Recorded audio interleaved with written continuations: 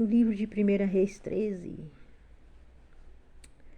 um profeta prediz contra o altar. Eis que, por ordem do Senhor, um homem de Deus foi ajudar a Betel. Jeroboão, aleluia, estava junto ao altar para queimar incenso. Por ordem do Senhor, o profeta clamou contra o altar e disse: Altar, altar, assim diz o Senhor, eis que um filho nascerá à casa de Davi, cujo nome será Josias. Em cima de vocês ele sacrificará, e os sacerdotes dos lugares altos que queimam incenso. Em cima de vocês, ossos humanos serão queimados em cima de vocês. Naquele mesmo dia, o profeta deu um sinal, dizendo: Este é o sinal em que foi o Senhor quem falou. Eis que um altar se fenderá, e as cinzas que estão sobre ele se espalharão.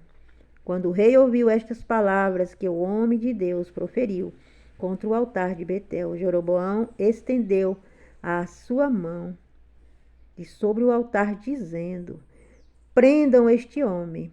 Mas a mão que ele tinha estendido contra o homem de Deus secou, e ele não a podia recolher. E o altar se fendeu, e as cinzas se espalharam pelo chão, conforme o sinal do homem de Deus tinha dado por ordem do Senhor. Então o rei disse ao homem de Deus: Implore o favor do Senhor, seu Deus, e ore por mim, para que eu possa recolher a mão. Aleluia.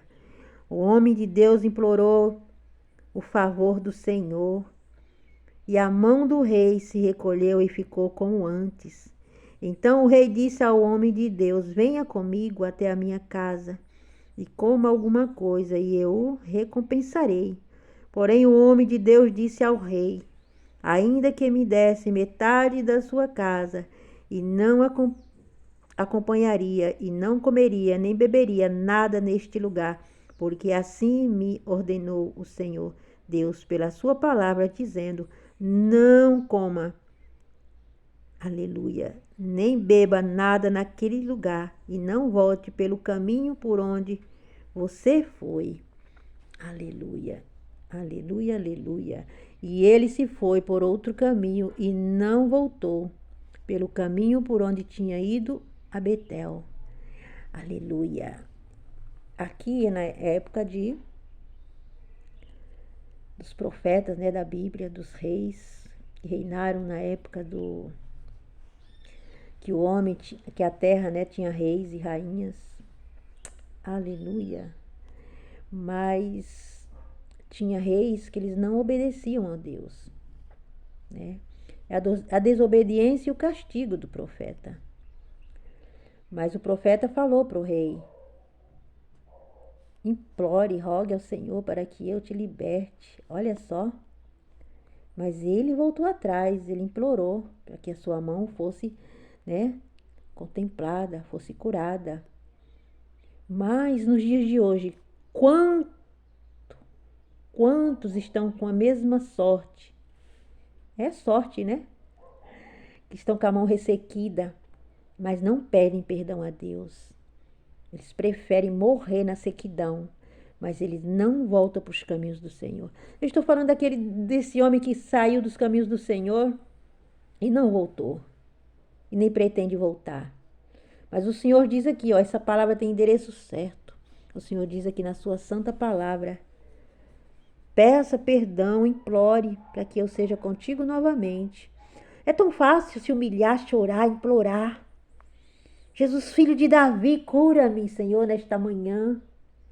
Na mesma hora, diz: se tu queres, Senhor, me proteja, me alcance. Né? É tão simples, mas o orgulho do homem, ele prefere se humilhar para o homem. Mas para o Todo-Poderoso ele não se rende. É preciso, meu irmão e minha irmã, se render para que a tribulação, a derrota, o fracasso, a enfermidade se retire, bata de retirada, seja consumida pelo fogo consumidor, porque Deus é um fogo que consome toda a praga. Envie essa mensagem para alguém. Certamente você vai encontrar por aí um rei com a mão ressequida, precisando de um alerta, precisando de se humilhar.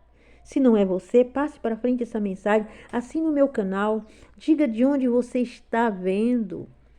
Deixe uma mensagem importante para quem prega. Amém?